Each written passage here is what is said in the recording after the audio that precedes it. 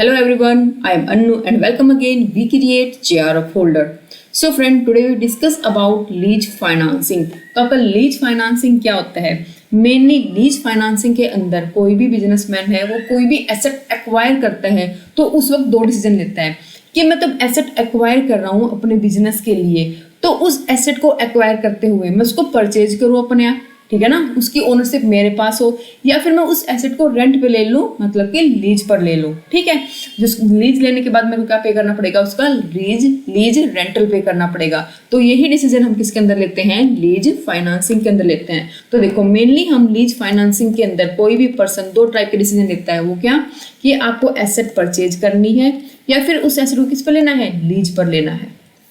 ठीक है, अब बात आती है परचेज करते हुए भी आपके पास दो ऑप्शन है उस बिजनेसमैन के पास। वो परचेज या तो ओवन फंड से करेगा या फिर क्या करेगा, उस एसेट को परचेज करेगा लोन लेकर, क्योंकि उसके पास ओवन फंड नहीं हुए तो क्या करेगा, लोन लेगा, सिंपल सी बात है। या फिर एक चीज और हो सकती है, मान लो उसके पास ओवन फंड है लेकिन वो इनसफिशिएंट है, उसके पास कंप्लीट फंड नहीं है जितने की वो एसेट आएगी। लेट्स से वो एसेट आने वाली है 15 लाख की, उसके पास सिर्फ 7 लाख रुपए ही क्या है, अपना फंड है, बाकी का वो क्या कर सकता है, लोन भी ले सकता है। ठीक है, तो ये दो मेथड है क्या करने के लिए, किसी भी एसेट को परचेज करने के लिए। या फिर वो डिसीजन ये ले सकता है कि मैं एसेट को परचेज ही ना करूं, क्यों ना मैं उस एसेट को लीज पर ले लूं, एक लीज एग्रीमेंट कर लूं सामने वाली पार्टी के साथ और उससे किसे क्या ले लूं, उस एसेट को लीज पर ले लूं, ठीक है, रेंट पर ले लूं। तो ये दो डिसीजन लिए जाते हैं लीज फाइनेंसिंग के अंदर। अब ये डिसीजन किसके बेस पे लिए जाते हैं, ये आपके डिसीजन लिए जाते हैं कि आपका कितना कैश क्या होगा, आउटफ्लो होगा। ठीक है ना, जिसके अंदर कैश आउटफ्लो क्या होगा, ज्यादा होगा, उस डिसीजन को रिजेक्ट कर दिया जाएगा। और जहां पर मेरा जो कैश आउटफ्लो हो रहा है उस एसेट को एक्वायर करने के लिए वो कम हो रहा है, उसी ऑप्शन को क्या कर लिया जाएगा, एक्वायर, उसी ऑप्शन को एक्सेप्ट कर लिया जाएगा। ठीक है ना, इसके अंदर ये आपका क्या है, लीज फाइनेंसिंग। तो हमने देखा कि अगर जो भी बिजनेसमैन है, जो भी ओनर है बिजनेस का, उसने ये डिसाइड किया कि मैं एसेट किस पे ले रहा हूँ, लीज पर ले रहा हूँ, तो वो क्या करेगा, ठीक है ना, कॉन्ट्रैक्ट करेगा सामने वाली पार्टी के साथ। ठीक है, कॉन्ट्रैक्ट में क्या होता है, उस एसेट को यूज करने का राइट ले लेता है अपने पास। ठीक है, लेकिन इस केस में जो ओनरशिप होती है एसेट की वो किसके पास, जो बिजनेसमैन है जिसने वो एसेट लीज पर ली है उसके पास उसकी ओनरशिप ट्रांसफर नहीं होती। लेकिन परचेज के केस में क्या था, उसने उस एसेट को एक्वायर कर लिया, उसकी ओनरशिप किसके पास आ गई, उस ओनर के पास, उस बिजनेसमैन के पास है जिसने वो एसेट क्या की है, एक्वायर की है। लेकिन लीज के केस में यहाँ पर ओनरशिप उसके पास ट्रांसफर नहीं होती। ठीक है ना, तभी तो क्या करता है, कॉन्ट्रैक्ट करता है एक सामने वाली पार्टी के साथ, और उस कॉन्ट्रैक्ट में क्या होता है, ये लिखा होता है कि मैं इस एसेट को इतने टाइम के लिए क्या करूंगा, यूज करूंगा अपना आगे प्रोडक्शन करने के लिए, कैश इनफ्लो को जनरेट करने के लिए। बात क्लियर हुई यहाँ पे।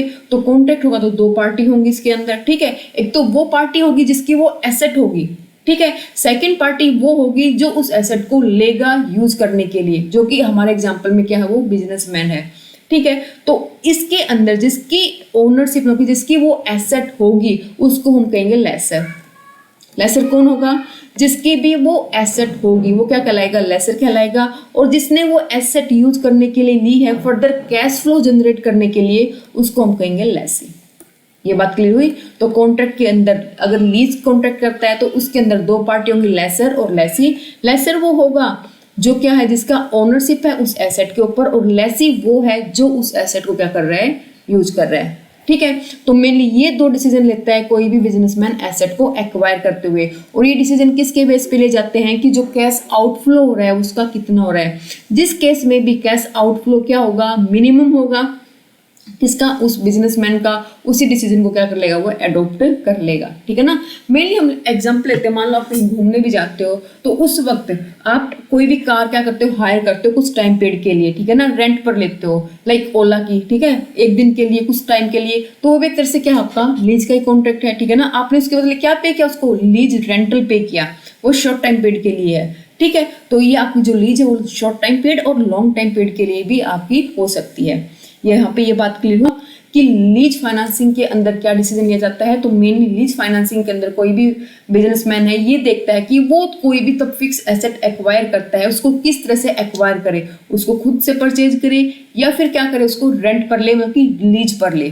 ठीक है, अगर वो उसको खुद से परचेज करता है तो वो ओन फंड या फिर लोन के थ्रू क्या कर सकता है, उस एसेट को परचेज कर सकता है। अगर वो रेंट पर ले रहा है, अगर वो लीज पर ले रहा है तो सामने वाली पार्टी से क्या करेगा, कॉन्ट्रैक्ट करेगा उस एसेट को यूज करने के लिए। लेकिन यहाँ पर उसके पास कोई भी ओनरशिप ट्रांसफर नहीं होगी उस एसेट से रिलेटेड। लेकिन परचेज के केस में क्या होता है, ओनरशिप ट्रांसफर हो जाती है, ठीक है। लीज के केस में कोई भी ओनरशिप ट्रांसफर नहीं होगी, तो जो भी एसेट को यूज कर रहा है उसको हम लेसी कहेंगे, और जिसकी वो एसेट है वो क्या कहलाएगा, यहाँ पर लेसर कहलाएगा। एक सिंपल सा मीनिंग था इसका। अब देखते हैं कि क्या लिख रखा है इसके अंदर। तो देखो, लीज क्या है, कॉन्ट्रेक्चुअल एग्रीमेंट है, ठीक है ना, जहां पर वन पार्टी क्या होती है, ओनर होती है एसेट की, जो क्या करती है, ग्रांट करती है क्या करने के लिए, अदर पार्टी को उस एसेट को यूज करने के लिए, ठीक है।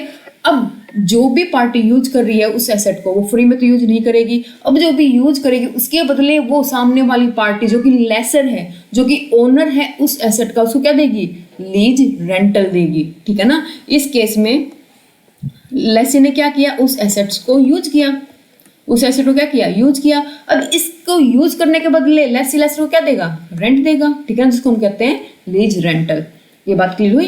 तो यहाँ पर ये लिख रखा है आपका फर्स्ट लाइन के अंदर, लीज आपका कॉन्ट्रैक्ट है जो दो पार्टी के बीच में होता है। ये तो सिंपल सी बात है कि कॉन्ट्रैक्ट होगा तो दो पार्टी होना रिक्वायरमेंट है, ये है। तो यहाँ पे एक पार्टी होगी, वो क्या होगी, ओनर होगी उस एसेट की, जो कि सामने वाली पार्टी को क्या करती है, ग्रांट करती है कि वो उस एसेट को यूज कर ले। अब जो वो पार्टी उस एसेट को यूज कर रही है उसके बदले वो पीरियोडिकल पेमेंट करती है, किसको, जिसकी वो एसेट है, ठीक है। जिसकी वो एसेट है उसको हम क्या कहेंगे, लेसर कहेंगे, और जो उसको यूज कर रहा है उसको हम क्या कहेंगे, लेसी कहेंगे। ये दोनों बात यहाँ पे क्लियर अच्छे से, ठीक है। फिर देखो, जो पीरियोडिकल पेमेंट की जाती है किसके द्वारा, लेसी के द्वारा, किसको, लेसर को, उसको हमने क्या कहेंगे, लीज रेंटल, जो मैंने अभी आपको बताया था। बात क्लियर। बिल्कुल आसान टॉपिक है, ज़्यादा डिफिकल्ट नहीं, और आपके काफ़ी इंपॉर्टेंट टॉपिक है आपके एग्जाम के पॉइंट ऑफ व्यू से। तो बिल्कुल ध्यान से करना, हर एक कॉन्सेप्ट को अच्छे से क्लियर करना, ठीक है ना। कहीं पर भी कोई भी माइंड में क्वेरी नहीं होनी चाहिए। अगर कोई है तो नीचे कमेंट सेक्शन में लिख के जरूर बताना कि यहाँ पर ये चीज़ क्लियर नहीं हुई।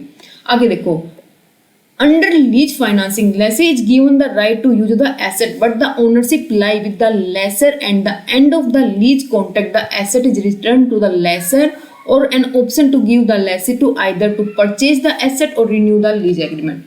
तो इसने क्या कहते हैं, इसने यहाँ पे बता दिया टाइप ऑफ लीज के बारे में। हमने सिंपल मीनिंग की बात करूँ लीज की, तो उसके अंदर मैंने आपको अभी क्या बताया कि जो एसेट की जो ओनरशिप है वो लेसर, लेसी को ट्रांसफर नहीं करता। लेकिन तब हम टाइप ऑफ लीज की बात करेंगे तो उसके अंदर आपकी मेनली जो ब्रॉडली क्लासीफाई की गई है लीज, वो दो पार्ट में की गई है, फाइनेंशियल लीज और ऑपरेटिंग लीज। और भी हम टाइप डिस्कस करेंगे, लेकिन मेनली जो आपके टाइप है वो एक ऑपरेटिंग, एक फाइनेंशियल लीज है। लेकिन जो फाइनेंसिंग लीज है वो आपकी कुछ हायर परचेज सिस्टम की तरह है। जैसे हायर परचेज सिस्टम में आप क्या करते हो, आप एसेट को खरीद लेते हो और आप इंस्टॉलमेंट पे करते हो किसके, उस एसेट से रिलेटेड, और तब आप लास्ट इंस्टॉलमेंट पे करते हो तो वो एसेट आपकी हो जाती है। तो लीज फाइनेंसिंग भी कुछ आपका ऐसा ही है। लीज फाइनेंसिंग में भी क्या होता है कि आपके पास राइट होता है, किसके पास, लेसी के पास। वैसे तो वो एसेट लेसर की ही रहेगी, लेकिन लेसी के पास at the end of the instalment, जब वो at the end of the agreement होगा, उनका जो लास्ट टाइम होगा एग्रीमेंट का, तो उसके पास ऑप्शन रहता है कि वो उस एसेट को परचेज कर ले। बात क्लियर हुई। तो ये आपकी कुछ फाइनेंस, ये क्या होती है आपकी फाइनेंसिंग टाइप की लीज। लेकिन तब हम ऑपरेटिंग लीज की बात करते हैं तो वहां पे कोई भी ऐसा ऑप्शन नहीं होता लेसी के पास। इसको हम फर्दर डिस्कस करेंगे अच्छे से कि आपका फाइनेंसिंग लीज क्या होता है, ऑपरेटिंग लीज क्या होता है। ज्यादा माइंड पे वर्डन मत लेना कि अभी क्लियर नहीं हुआ, ठीक है ना। आगे फर्दर हम तब टाइप ऑफ लीज करेंगे तो वहां पे इसको अच्छे से डिस्कस करेंगे कि लीज फाइनेंसिंग आपका क्या होता है, ठीक है। फिर आगे क्या है, the Lesi has possession and the use of the asset on payment of a specified rental over a pre determined period of time. तो यहाँ पे कहा कि लेसी ने क्या लिया, उस एसेट का सिर्फ पोजीशन लिया है, उस एसेट को राइट करने का यूज लिया है, लेकिन ओनरशिप यहाँ पर ट्रांसफर नहीं हुई है। जो लेसी ने वो पोजीशन लिया है उसके बदले वो स्पेसिफाइड रेंटल पे करेगा एक प्री डिटरमाइंड टाइम पीरियड के लिए। जितने टाइम पीरियड के उन दोनों के बीच में क्या हुआ है, एक कॉन्ट्रैक्ट हुआ है कि इतने टाइम पीरियड के लिए लेसी क्या करेगा, उस एसेट को यूज करेगा, उतने टाइम पीरियड के लिए ही उसके बदले में क्या देगा, वो लेसर को रेंट पे करेगा, ठीक है ना। यहाँ पर पोजेशन ट्रांसफर किया गया है लेसी के पास, ना कि ओनरशिप ट्रांसफर की गई है। किसके केस में, आपके लीज के केस में। ये बात यहाँ पर क्लियर हुई, ठीक है। लीज फाइनेंसिंग इज दस a device of financing money lending. इसलिए किसका पार्ट आपका फाइनेंसिंग का ही एक तरह से क्या एक डिवाइस है कि हम बिजनेस तब क्या करना चाहता है, फाइनेंस करना चाहता है, ठीक है। The position of a lessee is akin to that a person who owe the same asset with borrowed fund. The real function of a lessor is not renting the asset but lending the fund finance credit. Lease financing is effect a contract of lending money. यहाँ पे उसने asset ही land नहीं किया, फिर से क्या किया है, उसने लैंड किया है फंड, मतलब कि क्रेडिट फाइनेंस क्या किया है, लैंड किया किसको, सामने वाली पार्टी लेसी को। बात करें एक तरह से क्या है आपका सोर्स ऑफ फंड के अंदर, सोर्स ऑफ फंड का ही पार्ट हुआ ना। मान लो आपके पास पैसा नहीं है उस एसेट को परचेज करने के लिए, तो आपने क्या किया, उसको रेंट पर ले लिया और उसके बदले आप क्या कर रहे हो, लीज रेंटल पे कर रहे हो, जो कि आप अपने नॉर्मल प्रॉफिट में से भी पे कर सकते हो इजिली। ठीक है, तो सामने वाला जो पर्सन है लेसर, तो उसने एक तरह से आपको क्या प्रोवाइड किया, फंड प्रोवाइड किया उस एसेट को यूज करने का। ठीक है, आपके पास पोजीशन तो है ना। अब ये तो है नहीं कि अगर आप उस एसेट को परचेज करते तो ज्यादा प्रोडक्शन होता, अब आपने उसको रेंट पे लिया है तो कम प्रोडक्शन होगा। प्रोडक्शन तो सेम ही होगा। जो उसका काम है एक बिजनेसमैन का उस एसेट को लेने का, एक्वायर करने का, वो उसका पर्पस फुलफिल हो रहा है, वो रेंट से हो या फिर वो किससे हो, परचेज से हो। अगर उसके पास फाइनेंस नहीं है, फंड नहीं है उस एसेट को परचेज करने के लिए, तो उसने क्या किया, उसको रेंट पर ले लिया। पर्पस तो उसका सेम फुलफिल हो रहा है ना, रेंट पे भी सेम फुलफिल होता है, अगर उसने परचेज किया होता तब भी क्या होता, सेम फुलफिल होता है। ठीक है ना, तो यहाँ पर एक तरह से लेसर ने किसकी भूमिका निभाई है, उस एसेट के लिए फंड को लेंड करने की, उसके बदले वो नॉर्मल रेंट तो चार्ज करेगा ही। बात क्लियर हुई। ठीक है, तो देखो क्या क्या एसेंशियल एलिमेंट है लीज फाइनेंसिंग के अंदर होने के लिए, किस किस का होना काफी जरूरी है अगर लीज फाइनेंसिंग है आपकी। ठीक है, मतलब कि वहाँ पे कॉन्ट्रैक्ट हो रहा है किसका, आपकी लीज का, तो किस किस का होना जरूरी है, कंपलसरी है। तो देखो सबसे पहले party to the contract, party होगी तभी तो लीज फाइनेंसिंग होगी, दो पार्टी का होना जरूरी है, आपका लेसर और लेसी का होना कंपलसरी है, तभी तो क्या होगा वहाँ पे लीज फाइनेंसिंग होगी। ठीक है, सेकंड एसेट का होना जरूरी, याद रखना वो एसेट होनी चाहिए, वो कोई सर्विस या फिर कोई गुड नहीं होनी चाहिए। ठीक है ना, कभी भी लीज किसी भी सर्विस की नहीं होती या किसी भी एसेट किसी भी गुड्स की नहीं होती। लीज के लिए एक एसेट का होना जरूरी है, बिना एसेट के लीज फाइनेंसिंग नहीं होगी, इस बात को याद रखना। ठीक है ना, द एसेट कोई भी प्रॉपर्टी हो सकती है, कोई भी इक्विपमेंट हो सकता है। To be lease is the subject matter of a lease financing contract. The asset में भी ऑटोमोबाइल, कोई भी प्लांट एंड मशीनरी, कोई भी equipment, land and building, factory, running business, aircraft and so on, कोई भी एसेट हो सकती है। इस बात को याद रखना, वो एक एसेट होनी चाहिए, कोई भी सर्विस या फिर कोई भी गुड नहीं होनी चाहिए। ठीक है, ये बात इंपॉर्टेंट है, इसको याद रखना। सिर्फ एसेट के ऊपर ही आपकी क्या होती है, लीज फाइनेंसिंग होती है। ठीक है, ओनरशिप सेपरेट फ्रॉम यूजर, जो ओनरशिप है वो क्या होनी चाहिए, यूजर से सेपरेट होनी चाहिए, तभी तो लीज फाइनेंसिंग होगी। यहाँ पे यूज कौन कर रहा है, लेसी, जो कि ओनर नहीं है। ओनर कौन है, लेसर, जो कि इसको यूज नहीं कर रहा है। ठीक है ना, तो उसने यही कहा यहाँ पे कि जो ओनरशिप है वो अलग है किससे, यूजर से। जिसके पास ओनरशिप है वो उसको यूज नहीं कर रहा, और जो यूज कर रहा है उसके पास ओनरशिप नहीं है। इस पॉइंट में यही कह रहा है। ठीक है, the essence of lease financing contract is that during tenure ownership of asset vest with the lessor. ठीक है ना, लेसर के पास ओनरशिप रहेगी लेकिन यूज कौन करेगा, उसको लेसी करेगा। बात क्लियर। फिर आगे क्या है, टर्म ऑफ लीज, कि जो भी एक एग्रीमेंट होगा उसके अंदर पहले से टर्म होनी चाहिए कि ये लीज कितने टाइम पीरियड के लिए है। ठीक है, the term of lease is the period for which agreement of a lease remain in operation. तो टर्म ऑफ लीज का मतलब क्या है कि वो पीरियड, जितने टाइम के लिए वो जो लीज एग्रीमेंट है वो ऑपरेशन में रहेगा, जितने टाइम पीरियड के लिए लेसी उसको क्या कर सकता है, यूज कर सकता है। द लीज पीरियड में be sometimes stretch over the entire life of the assets. जो टाइम पीरियड है, कई बार वो क्या मिलेगा आपको कि जितना टाइम पीरियड, जितना भी उस एसेट का टाइम पीरियड है, एंटायर लाइफ है उस एसेट की, उतने तक का ही आपको क्या मिलेगा, वो लीज पीरियड मिलेगा। उसको हम कहते हैं फाइनेंस पीरियड। ठीक है ना, उसको हम कहते हैं फाइनेंशियल लीज।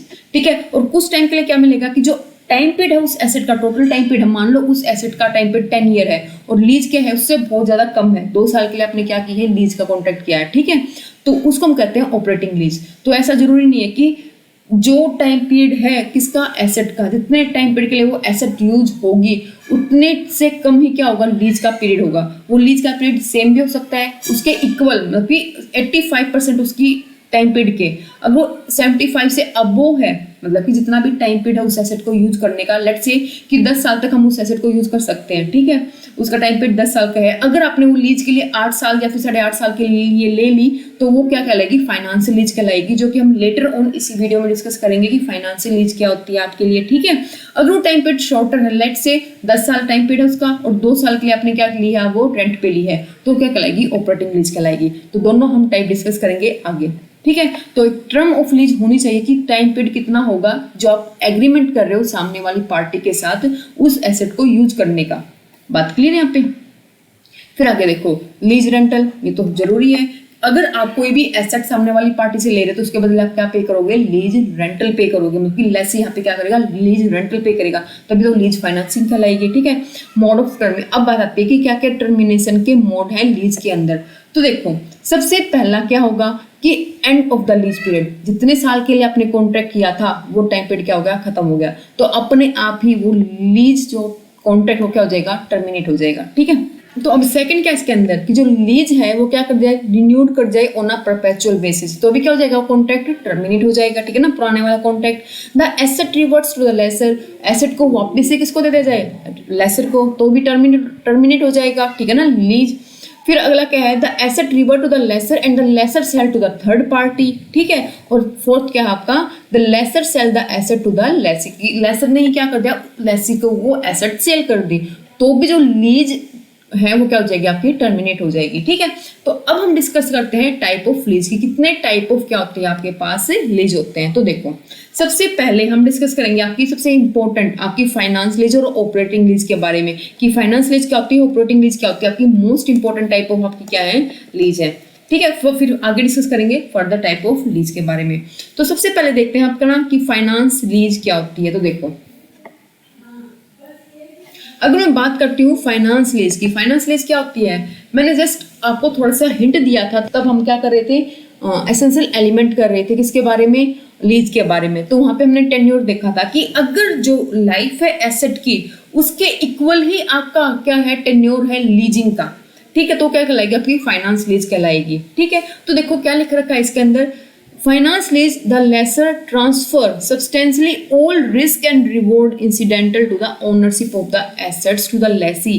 जो फाइनेंस लीज है इसके अंदर जो भी लेसर है वो क्या करता है, लेसी को जो भी रिस्क है, जो भी रिवॉर्ड है, ठीक है ना, वो ट्रांसफर किसको कर देता है, लेसी को कर देता है। ये क्या होता है फाइनेंस लीज। लेकिन मैं ऑपरेटिंग लीज की बात करूं तो ऑपरेटिंग लीज में जो भी रिस्क रहेगा, जो भी रिवॉर्ड रहेगा, वो स्टिल लेसर के पास ही रहेगा। ठीक है ना, लेसर के पास ट्रांसफर नहीं होगा।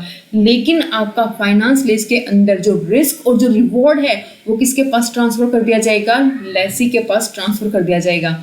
तो आपके फाइनेंस लीज के होने के लिए कुछ एसेंशियल एलिमेंट है जिनका होना जरूरी है, कुछ कंडीशन है जिनकी होना जरूरी है। अगर उन कंडीशन में से कोई भी कंडीशन सेटिस्फाई कर जाती है, कोई एक भी कंडीशन सेटिस्फाई कर जाती है तो वो आपकी फाइनेंस लीज होगी। अगर उन कंडीशन में से कोई एक भी सेटिस्फाई नहीं करती तो वो फाइनेंस लीज नहीं होगी, वो क्या होगी, ऑपरेटिंग लीज होगी। ठीक है ना, मैंने क्या कहा, कोई एक भी कंडीशन सेटिस्फाई होती है, ठीक है ना, जितनी भी मैं कंडीशन आगे डिस्कस करेंगे उनमें से कोई भी एक भी कंडीशन सेटिस्फाई होती है तो वो अपने आप फाइनेंस लीज बन जाएगी। मतलब कि उस केस में जो भी रिस्क होगा, रिवॉर्ड होगा, वो किसके पास चला जाएगा, लेसी के पास चला जाएगा। मतलब कि यहाँ पर एक तरह से लेसी उसको अपनी बैलेंस शीट के अंदर एज एसेट शो करेगा फाइनेंस लीज के केस में। लेकिन अगर वो ऑपरेटिंग लीज है तो उस केस में वो एसेट लेसर की ही रहेगी और लेसर ही उसको अपनी बैलेंस शीट में एज एसेट शो करेगा। लेसी सिर्फ उसको P&L profit and loss account में से अपने रेंट को माइनस करके क्या कर देगा, शो कर देगा ऑपरेटिंग लीज में। सबसे मेन डिफरेंस ये है आपका फाइनेंस लीज और ऑपरेटिंग लीज के अंदर। यहाँ तक ये बात क्लियर हुई आपको, ठीक है। Whether the note the title eventually transfer, चाहे टाइटल ट्रांसफर किया है या फिर नहीं किया है, लेकिन फाइनेंस लीज में जितना भी रिस्क है, रिवॉर्ड है, वो किसका रहेगा, आपका लेसी का रहेगा। मतलब लेसी को ट्रांसफर कर दिया जाएगा, लेसर का नहीं होगा। ठीक है। In such lease the lessor is only a financer and usually not interested in the asset. It is for this reason that such lease are also called full payment lease. मतलब आपका finance lease एक तरह से आपका hire purchase की तरह होता है। हायर परचेज सिस्टम में मेनली क्या होता है, यही तो होता है ना कि आप कोई एसेट परचेज कर रहे हो लेकिन आपके पास फुल सफिशिएंट अमाउंट नहीं है, तो आपने क्या किया, उसको इंस्टॉलमेंट में क्या कर लिया, उसको खरीद लिया। ठीक है ना, आप क्या कर रहे हो, इंस्टॉलमेंट पे कर रहे हो। इंस्टॉलमेंट में क्या पे करोगे आप, बेसिक पे, जो उसका बेसिक पेमेंट है वो पे करोगे, ठीक है, प्लस इंटरेस्ट पे करोगे। ये हायर परचेज में है। लेकिन फाइनेंस लीज में आप सिर्फ रेंट पे करोगे। आप क्या करो, यहाँ पे रेंट पे कर रहे हो फाइनेंस लीज में। यहाँ पर भी एट द एंड वो एसेट आपकी हो सकती है। यहाँ पर भी अपने आप ही क्या है, हायर परचेज, तो एंड में वो एसेट आपकी हो जाएगी। कहीं ना कहीं कुछ ना कुछ सिमिलर है आपका फाइनेंस लीज आपका हायर परचेज सिस्टम से। ठीक है, बात क्लियर हुई, बिल्कुल सेम नहीं है, सिमिलर है, मैंने ये कहा है। बात क्लियर है यहाँ पे। फिर देखो आगे क्या लिख रखा है, as they enable a lessor to recover his investment in the lease and drive a profit. मतलब कि आपकी फाइनेंशियल लीज के अंदर जो मेनली आपका लेसर है वो अपनी पूरी इन्वेस्टमेंट एक ही जो लेसर होता है एक ही टाइम पीरियड में क्या कर लेता है, पूरी पूरी रिकवर कर लेता है, ठीक है ना। इसलिए तो इसको फुल पेमेंट लीज भी कहा गया है कि हमने क्या किया, जितनी भी फुल पेमेंट थी इन्वेस्टमेंट की वो हमने क्या कर लिया, एक ही लेसी से क्या कर ली, पूरी पूरी रिकवर कर ली, क्योंकि इसका टाइम पीरियड क्या होता है, लंबा होता है। देखो मैं आपको एक एग्जांपल देती हूँ। लेसर है, लेसर के पास क्या है, खुद की एक मशीन है जो उसने परचेज की है 10 लाख रुपए में, और उसकी जो इकोनॉमिक वैल्यू है उस मशीन की है वो है 10 साल, ठीक है, 10 साल तक वो यूज में रहेगी वो मशीन। अब लेसिक ने कॉन्ट्रैक्ट किया है लेसर के साथ, कॉन्ट्रैक्ट क्या किया है कि जो मशीन है वो 8.5 साल के लिए क्या लेगा, लीज पर लेगा, ठीक है। ये कॉन्ट्रैक्ट हुआ है लेसर और लेसी के बीच में। अब लेसी क्या करेगा, लेसर को इसके बदले में लीज रेंटल पे करेगा, ठीक है। तो जो लीज रेंटल पे करने का कॉन्ट्रैक्ट हुआ वो क्या हुआ है कि जो लेसी है वो लेसर को हर साल 2 लाख रुपए का लीज रेंटल पे करेगा, कितने का, 2 लाख रुपए का। तो देखो 8.5 साल के लिए लीज पे लिया और 2 लाख वो हर साल पे करेगा, तो टोटल कितना अमाउंट पे करेगा यहाँ पे, 17 लाख रुपए। तो इस केस में देखो 10 लाख की वो मशीनरी परचेज की थी आज के टाइम किसने, लेसर ने, और 8.5 साल बाद वहां से कितने रुपए रिकवर हो जाएंगे उसको, 17 लाख। तो यहाँ पर जो लेसर है वो क्या कर चुका है, अपनी जो वैल्यू है मशीन की, जो इन्वेस्टमेंट टोटल इन्वेस्टमेंट की थी वो भी रिकवर कर ली और कुछ प्रॉफिट भी वहां से क्या कर लिया, रिकवर कर लिया। तो इस टाइप की लीज आपकी क्या कहलाती है, फाइनेंस लीज, ठीक है। तो यहाँ पर साफ साफ ये लिख रखा है कि जो लेसर है वो क्या कर लेता है, to recover his investment in the lease and drive a profit, ठीक है। तो मेनली जो लीज है ये कहां पर एप्लीकेबल है, जो आपकी हैवी टाइप ऑफ इक्विपमेंट है वहां पर, लाइक आपके जैसे शिप होगी, ठीक है, आपके एयरक्राफ्ट होगी, जितने भी एयरक्राफ्ट हैं ये मेनली क्या करते हैं, ये अपने जो भी प्लेन है क्या करते हैं, फाइनेंस लीज पर लेते हैं मैन्युफैक्चरिंग कंपनी से। मैन्युफैक्चरिंग कंपनी से क्या करते हैं, लीज करवाते हैं, फाइनेंस लीज करवाते हैं उस प्लेन के ऊपर और उस प्लेन को यूज करते हैं, ठीक है ना। उसको एज अपनी एसेट शो करते हैं अपनी बुक ऑफ अकाउंट के अंदर में, कि वो उनका प्लेन खुद का ही शो करते हैं अपनी बुक ऑफ अकाउंट के ऊपर, उसका डेप्रिसिएशन भी क्लेम करते हैं उसके ऊपर, और जो भी रिस्क रिवॉर्ड होता है वो क्या होता है, उस लेसी का ही होता है जिसने वो प्लेन ले रखा किससे, मैन्युफैक्चरिंग कंपनी से। वो मैन्युफैक्चरिंग कंपनी को ईयरली क्वार्टरली जो भी टाइम पे डिसाइडेड है उसके बदले रेंट पे करते हैं, और जो उनका जो लीज टाइम पीरियड होता है वो लंबा होता है 15 साल 20 साल 25 साल का, ठीक है। तो उतने साल उनको रेंटल पेमेंट करेंगे उस लीज की, और लास्ट में एक मिनिमम अमाउंट पे करके लीज रेंटल, जैसे उनका जो भी एग्रीमेंट जो भी कॉन्ट्रैक्ट जो भी टाइम पीरियड है वो खत्म हो जाएगा, उस वक्त एक मिनिमम अमाउंट पे करके उसकी जो ओनरशिप है उस प्लेन की अपने पास ले लेते हैं, ठीक है। मेनली जो भी प्लेन कंपनी है ऐसे ही करते हैं, क्योंकि इनकी जो कॉस्ट होती है वो काफी सारी होती है जो कि वो एक टाइम पर पे नहीं कर पाते, तो वहां पर आपकी फाइनेंस लीज क्या लगती है, एप्लीकेबल होती है। ये बात क्लियर हुई अच्छे से, ठीक है। आपके रेलवे वैगन हो गया, आपके लैंड्स, आपकी बिल्डिंग, हैवी मशीनरी के ऊपर क्या होता है, आपकी फाइनेंस लीज के अंदर क्या होती है, सारी चीजें आपकी इंक्लूड होती है, ठीक है। अब बात आते हैं आपकी किसकी, फीचर ऑफ फाइनेंस लीज के। अब क्या क्या फीचर होंगे आपके किसके, आपके फाइनेंस लीज के। मेनली 5 तरह की कंडीशन होती है जिनका फुलफिल होना जरूरी है फाइनेंस लीज के होने के लिए। वो 5 कंडीशन में पहले आपको फीचर बताने से पहले डिस्कस कर देती हूँ। सबसे पहले जो भी आपका लेसी है, ठीक है, वो कोई स्पेसिफिक टाइप का इक्विपमेंट लेता है किससे, लेसर से, जिसको बाद में लेसर यूज नहीं कर सकता, ठीक है ना। एज ए नॉर्मल पर्पज से एक स्पेसिफिक टाइप का इक्विपमेंट लिया है जो सिर्फ लेसी के ही यूज में है, उसके ही बिजनेस के यूज में है, नॉर्मल कोई पर्सन फिर उसको यूज नहीं कर सकता। ऐसा कोई स्पेसिफिक टाइप का इक्विपमेंट लेता है तो उसको अपने आप ही स्टार्टिंग में क्या मान लिया जाएगा, फाइनेंस लीज मान लिया जाएगा, ठीक है ना। फर्स्ट कंडीशन ये है, याद रखना, ठीक है। मान लो हम एग्जाम्पल लेते हैं कि जो भी लेसी ने है लेसर से वो क्या ली है, एम्बुलेंस ली है, किसके ऊपर, लीज के ऊपर। अब क्या एम्बुलेंस लेने के बाद लेसर उसका जो भी लीज टाइम पीरियड खत्म होने के बाद लेसर उसका यूज कर सकता है नॉर्मल पर्पस के लिए, नॉर्मल व्हीकल के लिए नहीं यूज कर सकता ना। तो यहाँ पर लेसी ने जो है एम्बुलेंस ली है लीज पे, वो स्पेसिफिक पर्पस के लिए ली है और बाद में उसका बिना मेजर मॉडिफिकेशन करवाए बिना उसका नॉर्मल यूज नहीं कर सकता लेसर। ऐसा कोई एग्रीमेंट हुआ है उन दोनों के बीच में तो वो फाइनेंस लीज कहलाएगा। फर्स्ट पॉइंट में फीचर में यही लिख रखा था, लेसी जो बायर होता है select the equipment according to his equipments from its manufacturer और डिस्ट्रीब्यूटर। ये आपकी क्या थी, फर्स्ट कंडीशन थी। आपकी सेकंड कंडीशन क्या हो सकती है कि जो भी लेसर ने क्या है, लेसी को इक्विपमेंट दिया है, जो भी लेसर ने लेसी को क्या दिया है, इक्विपमेंट दिया है, वो जो उनके बीच में टाइम पीरियड, जो भी लीज का टाइम पीरियड है वो मोर देन 75% है उसकी यूजफुल लाइफ से, जो कि हमने इससे पहले वाले एग्जांपल मैंने आपको क्लियर किया था कि 10 साल उसकी यूजफुल लाइफ थी उस एसेट की, और जो लीज पीरियड हुआ वो कितने का हुआ है, 8.5 साल का। तो 75% से क्या हो चुका है, ऊपर हो चुका है जो इसका टाइम पीरियड है लीज का। तो इस केस में भी वो अपने आप क्या बन जाएगी, फाइनेंस लीज बन जाएगी। ये आपकी सेकंड कंडीशन है फाइनेंस लीज को फुलफिल होने के लिए। ये दो कंडीशन क्लियर हुई। सबसे पहले क्या, जो लेसी उसने स्पेसिफिक टाइप का इक्विपमेंट लिया है। सेकंड क्या, कि जो भी टाइम पीरियड है, जो भी लीज का टाइम पीरियड जो एग्रीमेंट हुआ है वो मोर देन 75% है उस एसेट की यूजफुल लाइफ से। बात क्लियर। थर्ड आपकी कंडीशन क्या होगी कि जो भी फेयर मार्केट वैल्यू है उस एसेट की आज के टाइम तब लेसन उसको परचेज किया है, जो कि हमने फर्स्ट वाले एग्जांपल में 10 लाख रुपए लिया था, उससे क्लियर करते हैं ये वाला पॉइंट अच्छे से, ठीक है ना।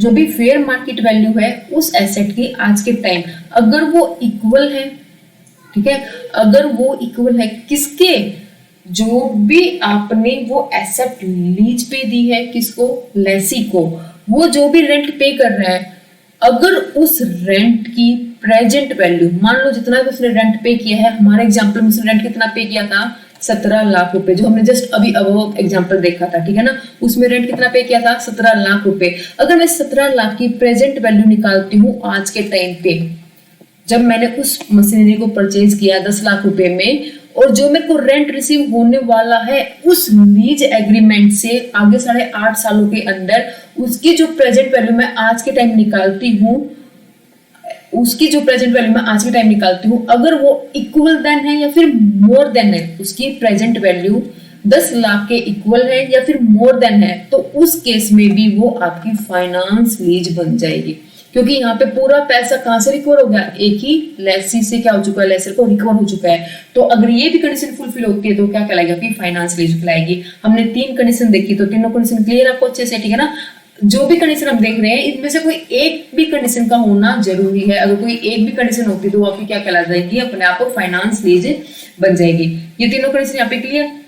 तो अगर आपकी फोर्थ कंडीशन क्या है, आपकी फोर्थ कंडीशन है कि जो भी लीगल ओनरशिप है किसकी, एसेट की, बाद में लेसर क्या करना चाहता है, उसको ट्रांसफर करना चाहता है, मतलब लीज एग्रीमेंट क्या हो जाएगा, खत्म हो जाएगा। बाद में लेसर उस ओनरशिप को ट्रांसफर करना चाहता है लेसी को एट, मतलब कि एंड ऑफ दी आपका लीज एग्रीमेंट, ठीक है ना। उस केस में लेसर लेसी को वो ट्रांसफर करना चाहता, तो उस केस में भी अगर ऐसी कोई इंटेंशन है लेसर की, लेसी को वो एसेट ट्रांसफर करने की eight the end of the agreement, contract के बाद में, क्योंकि लेसर को पता है कि उसने जो एसेट दी है किसको, लेसी को, वो कब के लिए दी है, मतलब लंबे टाइम पीरियड के लिए दी है, मतलब इसका मोस्ट जो इकोनॉमिक टाइम पीरियड है वो तो खत्म हो जाएगा लेसी को एसेट देने के बाद, ठीक है ना। कुछ टाइम पीरियड बतेगा, कुछ टाइम पीरियड क्या होगा, लेफ्ट रहेगा। तो लेसे यहाँ पे क्या सोचता है कि क्यों ना मैं मिनिमम अमाउंट ऑफर करके, क्यों ना मैं लास्ट में लेसी को ही वो एसेट क्या कर दूं, ट्रांसफर कर दूं। अगर ऐसी कोई इंटेंशन है स्टार्टिंग से ही, तो उस केस में भी वो क्या हो जाएगा, आपका फाइनेंस लीज बन जाएगा। तो जितनी भी हमने यहाँ पे कंडीशन देखी, अगर इनमें से कोई भी एक भी कंडीशन सेटिस्फाई होती है तो आपकी क्या कहलाएगी, आपकी फाइनेंस लीज कहलाएगी। तो ये बात क्लियर हुई। तो अब देखो फीचर, तो फर्स्ट फीचर क्लियर हो चुका है, ठीक है। सेकंड फीचर क्या है, the Lesi negotiate and settle with the manufacturer या फिर distributor the price, the delivery schedule, installation, term of warranty and payment and the payment and so on. जो फाइनेंस लीज है उसके अंदर जो लेसी है वो नेगोशिएट करता है किसके साथ है, डिस्ट्रीब्यूटर फिर मैन्युफैक्चरर, मतलब जो क्या करता है, नेगोशिएट करता है किसके बाद related, price related, delivery schedule, installation कैसी रहेगी, term of warranty, payment and payment, ठीक है ना, पेमेंट्स एंड सो ऑन, इनसे रिलेटेड कोई भी नेगोशिएशन करता था वो आपकी क्या कहलाएगी, आपकी फाइनेंस लीज कहलाएगी, ठीक है। फिर आपका थर्ड क्या है, legal ownership of the asset transfer from the lessor to the lessee and the end of the lease, जो मैंने अभी बताया इस कंडीशन का, अगर ये कंडीशन भी फुलफिल होती है तो आपकी क्या कहलाएगी, वो फाइनेंस लीज कहलाएगी, ठीक है ना। आपका फोर्थ क्या है, the lease term is more than 75% of the lease asset useful life, जो कि मैं आपको एग्जांपल के थ्रू अच्छे से एक्सप्लेन कर चुकी हूँ, ठीक है ना। जो भी उसकी इकोनॉमिक वैल्यू, उस लाइफ की यूजफुल लाइफ है, अगर उसका 75 है, उससे ज्यादा टाइम पीरियड के लिए क्या दिया है, लेसर ने लेसी को वो एसेट यूज करने के लिए दी है, तो वो आपकी क्या कहलाएगी, आपकी फाइनेंस लीज कहलाएगी, ठीक है। फिफ्थ पॉइंट जो हमने अब डिस्कस किया था कि जो प्रेजेंट वैल्यू आपकी लीज रेंटल की वो इक्वल है या फिर ग्रेटर देन है किससे, आपकी fair market value of the assets, जो मैंने जस्ट अभी आपको एग्जांपल से बताया, ठीक है, वो 10 लाख वाला एग्जांपल लेके। अगर ऐसा कुछ है जो प्रेजेंट वैल्यू है वो ज्यादा निकल रही है, जो रेंटल रिसीव हुआ है लेसर को एट द एंड उस एग्रीमेंट के, वो अगर उसकी प्रेजेंट वैल्यू निकालती हूँ तो उस केस में मतलब कि जो भी लेसर को जो भी रेंट रिसीव होगा eight the end of the contract, अगर उसकी प्रेजेंट वैल्यू मैं आज निकालती हूँ, वो प्रेजेंट वैल्यू जो फेयर मार्केट वैल्यू है उस एसेट की उसके इक्वल देन है या फिर उससे मोर देन है, तो भी वो क्या कहलाएगी, आपकी फाइनेंस लीज कहलाएगी, ठीक है। The lease period spread out the expected economic life of the asset, जो लीज पीरियड है वो एक्सपेक्टेड जो इकोनॉमिक लाइफ एसेट की उसके बीच में स्प्रेड आउट कर दिया जाता है। मेनली इसको दो टाइम पीरियड के अंदर डिवाइड किया गया है, एक तो आपका प्राइमरी लीज पीरियड, सेकंड आपका secondary lease period. Secondary lease period आपका काफी छोटा रहता है, ठीक है ना, मेनली क्योंकि जो आपका टाइम पीरियड है वो सारा किसके अंदर कवर हो जाता है, प्राइमरी लीज पीरियड के अंदर। जैसे हमने एग्जांपल में देखा था 8.5 साल, 10 साल की लाइफ थी उसकी यूजफुल लाइफ, और 8.5 साल के लिए हमने क्या दे दिया उसको, रेंट पे दे दिया, तो ये क्या कहलाएगा, प्राइमरी रेंट पीरियड उसका, ठीक है ना, प्राइमरी लीज पीरियड।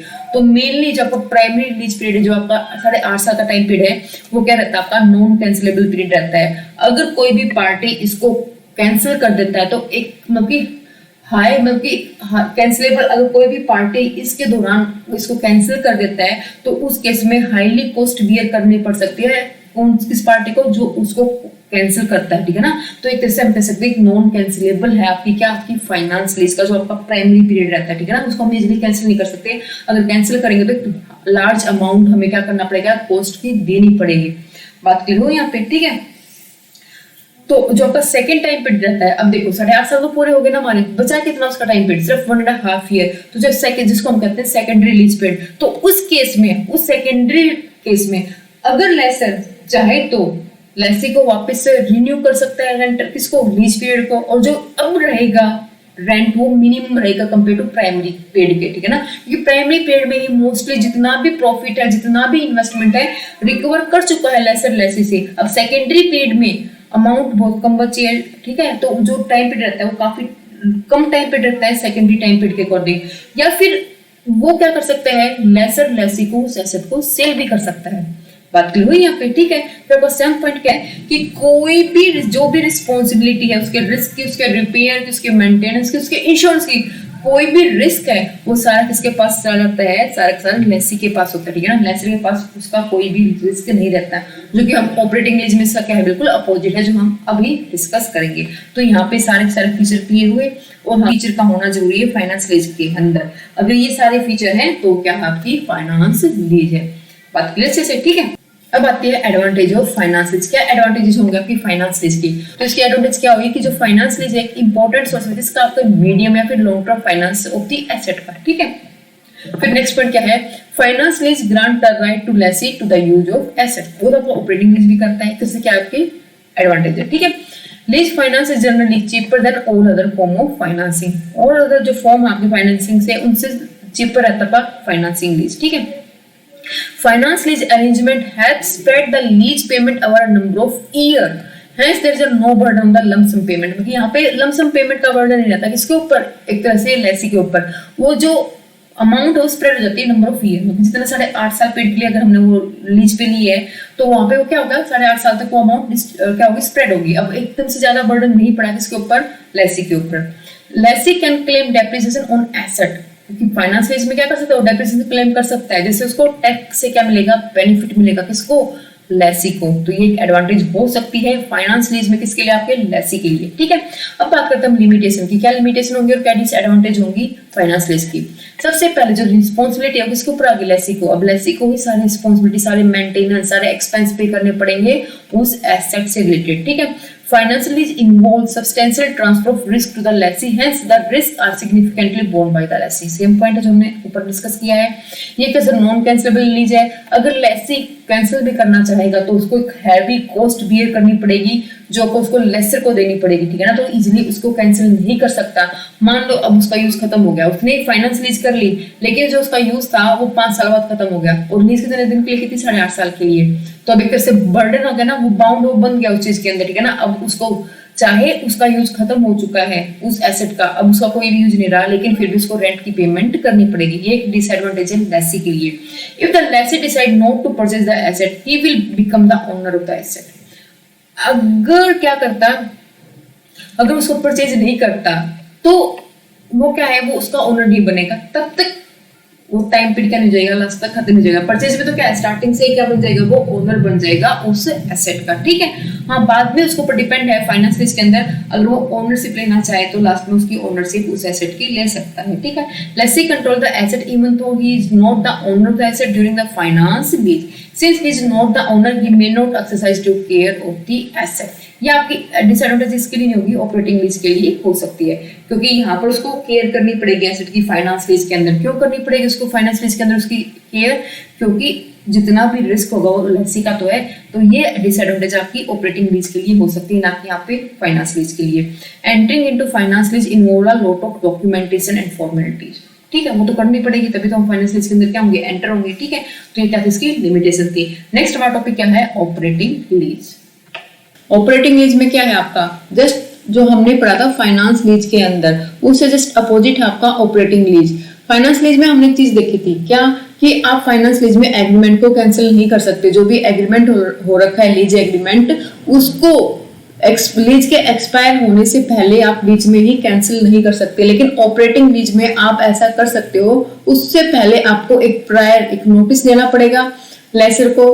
अगर लेसी करना चाहता तो लेसर को देगा नोटिस, लेसर करना चाहता तो लेसी को देगा एक नोटिस, और नोटिस देके हम उस एग्रीमेंट को, उस ऑपरेटिंग लीज को कैंसिल कर सकते हैं, ठीक है। तो फर्स्ट लाइन ये लिख रखी है आपके इसके अंदर, जो आपका एग्रीमेंट है ऑपरेटिंग लीज का, उसको आप कैंसिल कर सकते हो before the expiry of the lease period. जो लीज पीरियड है उसके एक्सपायर होने से पहले क्या कर सकते हो, आप उसको कैंसिल कर सकते हो, ठीक है, बाय प्रोवाइडिंग प्रायर नोटिस, एक प्रायर नोटिस प्रोवाइड करके। लेकिन आप फाइनेंस लीज के अंदर ऐसा नहीं कर सकते। अगर किसी ने भी ये एग्रीमेंट क्या कर दिया, कैंसिल कर दिया फाइनेंस लीज के अंदर, तो उस पार्टी को एक हैवी कॉस्ट क्या करनी पड़ेगी, पे करनी पड़ेगी सामने वाली पार्टी को, ठीक है। Also the duration is less than the useful life of the asset, जो इसकी लाइफ होती है एसेट की, वो क्या होती है, जो इस एग्रीमेंट की ऑपरेटिंग लीज की जो एग्रीमेंट का टाइम पीरियड होता है वो क्या होता है, कम होता है। किसके ड्यूरेशन से, जो यूजफुल लाइफ रहती है एसेट की। उसके अंदर हमने क्या देखा था फीचर्स में, जब हम फाइनेंस लीज कर रहे थे, जस्ट इसका अपोजिट, कि जो ड्यूरेशन रहती है पूरे के पूरे लीज पीरियड की, फाइनेंस लीज पीरियड की, वो नियर अबाउट रहती है किसके, useful life of the asset के, ठीक है। लेकिन इसमें काफी कम रहती है किसके अंदर, आपके ऑपरेटिंग लीज के अंदर। फॉर एग्जांपल हमने वहां पे एग्जांपल लिया था, मान लो आपकी 10 साल की मशीनरी है, 10 साल की यूजफुल लाइफ है किसकी, आपकी मशीनरी की, और आपने जो लीज एग्रीमेंट किया है लेसी के साथ, वो कितने दिन का किया है, 8.5 साल का। ऑपरेटिंग लीज में क्या है, अब ऑपरेटिंग लीज आपकी कैसे मानी जाएगी, मान लो 10 साल का ही लाइफ यूजफुल लाइफ है उस एसेट की, आपने जो एग्रीमेंट किया है ऑपरेटिंग लीज का, वो किया है मान लो 2 साल के लिए, 3 साल के लिए, ठीक है ना। मान लो आप सामने वाली पार्टी से उसके कंप्यूटर आपने क्या किए हैं, लीज पे लिए हैं, और कितने दिन के लिए हम लिए हैं, मान लो 2 साल के लिए, 3 साल के लिए। इस तरह का जो लीजिंग पीरियड होता है वो कहलाता है ऑपरेटिंग लीज, ठीक है, जहां पर जो यूजफुल लाइफ रहती है एसेट की वो ज्यादा लंबी रहती है, लेकिन जो लीजिंग पीरियड रहता है वो काफी कम रहता है उसकी लाइफ से। बात क्लियर हुई। Lessor is not able to recover the full cost of the asset during the lease period. इसके अंदर जो लेसर होता है वो फुल जो कॉस्ट होती है उस एसेट की वो रिकवर नहीं कर पाता, क्योंकि एक ही लीज पीरियड के दौरान। और वहां पे क्या था, क्योंकि जो हमने एसेट लीज पे दी है फाइनेंस लीज के अंदर, वो हमने क्या दिया है, लंबे टाइम पीरियड के लिए दिया है, क्योंकि जो उसकी यूजफुल लाइफ एसेट की करीब करीब उतने तक ही हमने क्या दिया, उसको लीज पे दिया है। तो वहां पे हमें एक ही लेसे से जो पूरी कॉस्ट है और प्लस हमारा प्रॉफिट रिकवर हो जाता है। लेकिन ऑपरेटिंग लीज में ऐसा नहीं होता, क्यों, क्योंकि टाइम पीरियड यहाँ पे क्या है इसका, छोटा है, ठीक है ना, स्मॉल है टाइम पीरियड लीज का, तो हम एक ही लेसे से वो पूरी कॉस्ट यहाँ पे रिकवर नहीं कर पाते, ठीक है। हम क्या करते हैं, अलग अलग लेसे को क्या देते हैं, अपनी उस एसेट को लीज पे देते हैं, फिर हम उसकी कॉस्ट कर पाते हैं, रिकवर कर पाते हैं। रीजन सिंपल से दिख रहा है, क्योंकि operating lease short time period के लिए होती है और आपकी फाइनेंस लीज क्या होती है, लॉन्ग टाइम पीरियड के लिए, ठीक है। For this reason and operating lease also called service lease, इसलिए ऑपरेटिंग लीज को सर्विस लीज भी कहते हैं, ठीक है। In such arrangement the lessor is liable to bear the maintenance cost, इसलिए इस केस में लेसर ही क्या करता है, बियर करता है क्या, आपकी मेंटेनेंस कॉस्ट। लेकिन फाइनेंस लीज में कौन बियर करता था, आपका लेसी। Very good. मेनली आपके क्या क्या इक्विपमेंट आते हैं इसके अंदर, कंप्यूटर, आपका ऑफिस इक्विपमेंट, आपके ऑटोमोबाइल्स, आपका ट्रक एंड अदर इक्विपमेंट भी इसके अंदर इंक्लूड हो सकते हैं, ठीक है। वो डिपेंड होता रहता है कि आपने जो लीज का टाइम पीरियड है वो कैसा है, शॉर्ट टाइम के लिए ले रहे हो फिर लॉन्ग टाइम के लिए ले रहे हो। बात के मेनली जो आपके हैवी इक्विपमेंट रहते हैं ना, वहां पर आप फाइनेंस लीज ही करते हो जनरली, ठीक है। फीचर पढ़ते हैं ऑपरेटिंग लीज के क्या क्या फीचर्स हैं, तो देखो operating lease is generally for a period significantly shorter than the economic life of the leased asset. ये अब जस्ट हमने अभी मीनिंग में डिस्कस किया था, ठीक है। अभी हमने क्या मीनिंग में डिस्कस किया था कि जो भी लीज का पीरियड रहता है वो उसकी इकोनॉमिक जो उसकी यूजफुल लाइफ रहती है उस एसेट के शॉर्टर देन होता है। ये आवरली भी हो सकता है, ये डेली, वीकली, मंथली बेसिस पे भी हो सकता है। ऑपरेटिंग लीज आपकी आवरली बेसिस पर भी हो सकती है। जस्ट एक एग्जांपल लो, आप कहीं घूमने गए बाहर, ठीक है, आपके पास आपने क्या की, एक ओला कैब बुक कर ली, तो वहां पे जो आपने ओला कैब बुक की है वो भी आपके इसका एग्जांपल है कि ऑपरेटिंग लीज का एग्जांपल है। आपने ओला कैब वहां पे क्या लिया है, रेंट पर ली है, ठीक है, तो किसका एग्जांपल, आपका ऑपरेटिंग लीज का एग्जांपल है। अब बच्चे कंफ्यूज होते हैं रेंट और लीज के अंदर। देखो मेनली आपका जो रेंट होता है ना वो सिमिलर होता है आपके ऑपरेटिंग लीज की तरह है। हम वैसे डिफरेंस क्या, आपको डिफरेंस क्या मिलेंगे लीज और रेंट के अंदर, लीज लंबे टाइम पीरियड के लिए होता है, रेंट शॉर्टर टाइम पीरियड के लिए होता है, ठीक है ना। रेंट के अंदर क्या होता है, आप पूरी यूजफुल एसेट की जो लाइफ होती है उतने दिन तक आप रेंट पर नहीं लेते एसेट को, लेकिन लीज में ऐसा कर सकते हो। तो एक तरह से क्या है, जो रेंट है उसके फीचर सिमिलर है आपकी ऑपरेटिंग लीज से, ठीक है। बात क्लियर हुई यहाँ पे। तो आप आवरली बेसिस पे जैसे एग्जांपल लिया अभी हमने ओला, ठीक है, डेली बेसिस पे आप होटल बुक करते हो तो आपने रेंट पे लिया ना, आपकी एसेट नहीं है, आपने वो एसेट, आपने वो होटल का रूम रहने के लिए, यूज करने के लिए क्या लिया है, रेंट पर लिया है, ठीक है। तो ये भी आपका कैसा एग्जाम्पल, आपका ऑपरेटिंग लीज का एग्जाम्पल, वीकली और मंथली बेसिस पे भी ले सकते हो, या फिर क्या आपके ऑपरेटिंग लीज हो सकती है, ठीक है। दिस लीज इज कैंसिलेबल, ये लीज आपकी कैंसिलेबल हो सकती है आइदर पार्टी, किसी भी पार्टी के दौरान during lease period, lease period के अंदर कोई भी पार्टी इसको कैंसिल कर सकती है। उससे पहले आपको क्या करना पड़ेगा, एक प्रायर नोटिस देना पड़ेगा जो भी पार्टी उस लीज एग्रीमेंट को क्या कर रही है, कैंसिल कर रही है। The lease rental are not sufficient to totally amortize the cost of asset, so lessor does not rely on the single lessee. Just अभी हमने मीनिंग में डिस्कस किया था कि जो भी पूरी की पूरी कॉस्ट होती है उस एसेट की, वहां पर लेसर उसी एक लेसी से रिकवर नहीं कर पाता, ठीक है ना। इसलिए क्या करता है, वो अलग अलग लेसी को अपनी इन्वेस्टमेंट को रिकवर करने के लिए अलग अलग लेसी को उस एसेट को रेंट पर देता है। जस्ट आपका होटल का रूम ही ले लो, एक ही बंदा थोड़ा ना स्टे करता है उसके अंदर, आपने 2 दिन किया, 3 दिन किया, फिर नेक्स्ट कौन आके करेगा, कोई और स्टे करेगा, ठीक है। तो ये आपका क्या था, एक फीचर था आपके ऑपरेटिंग लीज का। अब नेक्स्ट क्या है, the lessor bear the risk of, जो भी रिस्क होगा अभी यहाँ पर वो सारे कौन बियर करेगा, पर लेसर बियर करेगा। मान लो आपने ओला कैब बुक की है, आपने पूरे दिन के लिए बुक की है, तो क्या है वहां पर कोई भी मेंटेनेंस का खर्चा होगा, कोई भी रिस्क होगा, वो क्या आपका होगा, आपने बुक किया नहीं होगा ना, किसका होगा, जिसकी वो कैब है, जिसकी वो ओला की कार है, उसका ही क्या होगा, उसका सारा एक्सपेंस होगा, उसका सारा रिस्क किसका होगा, उसी का होगा, ठीक है। तो ऑपरेटिंग लीज के अंदर जो भी रिस्क रहता है वो सारा किसका रहता है, लेसर का रहता है। लेसी यहाँ पे रिस्क फ्री होता है, लेसी का कोई भी रिस्क नहीं होता, ठीक है। कोई भी मेंटेनेंस करवाना हो, सारा रिस्क इसका आपका लेसर का है, ना कि लेसी का। क्लियर है बात यहाँ पे। अब देखो नेक्स्ट क्या है, अब नेक्स्ट दे रखा आपको डिफरेंस की, क्या क्या डिफरेंस है आपके फाइनेंस लीज और आपके किसके बीच में, आपके ऑपरेटिंग लीज के बीच में, ठीक है। तो देखो यहाँ पे फाइनेंस लीज और ऑपरेटिंग लीज में क्या डिफरेंस है। सबसे पहला nature, it's a alternative to buying the PPE using डेब्ट फाइनेंसिंग, क्या के प्लांट प्रॉपर्टी इक्विपमेंट, पीपीई का मतलब प्लांट प्रॉपर्टी इक्विपमेंट को खरीदने का एक अल्टरनेटिव सोर्स है डेब्ट फाइनेंस का। मतलब कि आपने क्या किया, मान लो आपको कोई भी प्लांट या फिर कोई भी प्रॉपर्टी कुछ भी या फिर इक्विपमेंट लेना था, ठीक है। आपने क्या किया, उसको लंबे टाइम तक, लॉन्ग टाइम पीरियड तक क्या कर लो, या तो उसको लीज पर ले लो, ठीक है, या फिर उसको क्या करो, लोन लेके डेब्ट करवा के, डेब्ट फाइनेंसिंग करवा के क्या कर लो, उसको खुद परचेज कर लो। बात क्लियर। तो एक क्या है, अगर आप ऐसा नहीं करना चाहते, अपने डेट को इंक्रीज नहीं करना चाहते, तो आप क्या कर सकते हो, आपके पास एक अल्टरनेटिव सोर्स है, एक लॉन्ग टाइम पीरियड के लिए आप क्या कर लो, उसको लीज पर ले लो, तो आपकी क्या कहलाएगी, आपकी फाइनेंस लीज कहलाएगी। बात क्लियर हुई। तो एक तरह से क्या है, इसका अल्टरनेटिव सोर्स आपका डेट फाइनेंसिंग का। ऑपरेटिंग लीज क्या आपका, alternative for renting the PP for a fixed rental payment. बात क्लियर है यहाँ पे, ठीक है। दोनों कैपिटल लीज और ऑपरेटिंग लीज का मेन नेचर कैसा होता है। Impact of income statement, income statement पे क्या इम्पैक्ट पड़ेगा आपका। तो देखो अगर हम बात करते हैं अपने फाइनेंस लीज की, तो यहाँ पे देखो आपको जो भी डेप्रिसिएशन होता है, फिर कोई भी इंटरेस्ट आप क्या करते हो, पे करते हो। जो भी इंटरेस्ट होगा, जो भी डेप्रिसिएशन होगा, किसके ऊपर, आपके पीपीई मतलब कि प्लांट प्रॉपर्टी इक्विपमेंट के ऊपर। किस केस में, फाइनेंस लीज के केस में। उस केस में वो कहाँ पे शो होगा, लेसी की इनकम स्टेटमेंट में शो होगा, ठीक है। लेकिन अगर मैं ऑपरेटिंग लीज की बात करती हूँ तो उस केस में जो भी डेप्रिसिएशन वो कौन चार्ज करता है, पर लेसर चार्ज करता है, ना कि लेसी। मैंने आपको पहले ही, जब हम फाइनेंस लीज पढ़ रहे थे, तो मैंने आपको वहां पे पहले ही इन्फॉर्म किया था कि जो भी रिस्क होगा, जो भी मेंटेनेंस का खर्चा होगा, जो भी डेप्रिसिएशन होगा, वो यहाँ पर फाइनेंस लीज के केस में कौन चार्ज करेगा, आपका चार्ज करेगा लेसी। मैंने वहां पे ये भी बताया था आपको कि जो आपको फाइनेंस लीज होता है वो कहीं ना कहीं सिमिलर होता है हायर परचेज की तरह। जैसे हायर परचेज में लास्ट में एसेट आपकी हो जाती है, आप स्टार्टिंग में ही हायर परचेज में एसेट को अपने एसेट की तरह ट्रीट करते हो, और डेप्रिसिएशन हो गया, रिस्क होगा, सारा किसका होता है, खुद लेसी का ही होता है, मतलब खुद आपका होता है जिसने वो एसेट को हायर परचेज पर लिया है। इसी तरह फाइनेंस लीज में भी जो डेप्रिसिएशन चार्ज करता है लेसी ही करता है, फर्स्ट डे से मतलब उसको एज ए ट्रीट करता है अपनी एसेट की तरह, ठीक है ना। और लास्ट में वो एसेट हम ट्रांसफर लेसर लेसी को भी ट्रांसफर कर सकता है, ठीक है। तो यहाँ पर ये लिखा रखा है कि जो भी डेप्रिसिएशन है, कोई भी इंटरेस्ट है, वो कहाँ पर मेंशन होता है, इनकम स्टेटमेंट में क्या होता है, मेंशन होता है। किसकी इनकम स्टेटमेंट में, लेसे की इनकम स्टेटमेंट में।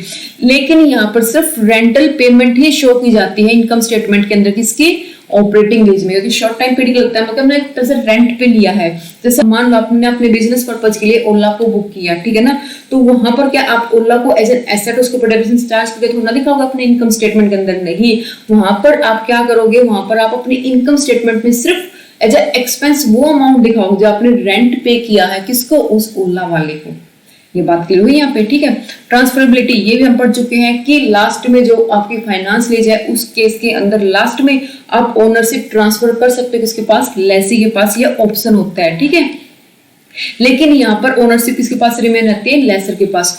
द टर्म ऑफ लीज, जो टर्म होती है लीज की, इसके अंदर क्या होती है, लॉन्ग टर्म होती है मेनली, और इसके अंदर क्या होती है, आपकी शॉर्ट टर्म होती है। अब आती है नेचर ऑफ कॉन्ट्रैक्ट की, जो इसके अंदर नेचर ऑफ कॉन्ट्रैक्ट होता है किस तरह का होता है, कार्डल लोन एग्रीमेंट या फिर कॉन्ट्रैक्ट कहते हैं, ठीक है ना। जैसे लोन एग्रीमेंट होता है उसी तरह का नेचर की बात करें हम यहाँ पे, हम कि कॉन्ट्रैक्ट का नेचर कैसा होता है, यहाँ पे नेचर होता है जो कॉन्ट्रैक्ट और लोन एग्रीमेंट की तरह होता है। यहाँ पे जो नेचर होता है कॉन्ट्रैक्ट का, वो एक रेंटल एग्रीमेंट की तरह होता है।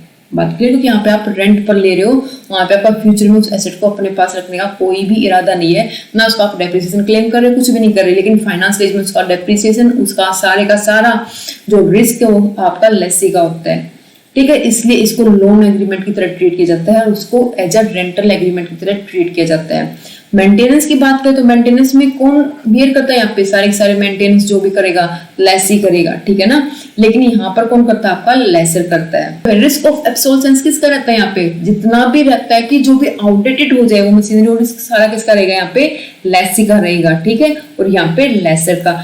इस केस में, फाइनेंस लीज के केस में, लेसी उसको एज एन अपनी एसेट की तरह ट्रीट करता है। बात की हुई। और यहाँ पे लेसर की एसेट वो लेसी ने ली है लेकिन शॉर्ट टाइम पीरियड के लिए ली है, वो लेसर की ही रहेगी। तो सारे का सारा जो भी उसका किसका रिस्क है, किसका ऑब्सोलेसेंस का, वो किसका रहेगा, लेसर का रहेगा, ना कि लेसी का रहेगा। ये बात क्लियर है यहाँ पे आप सभी को अच्छे से। अब बात आती है कैंसिलेशन की।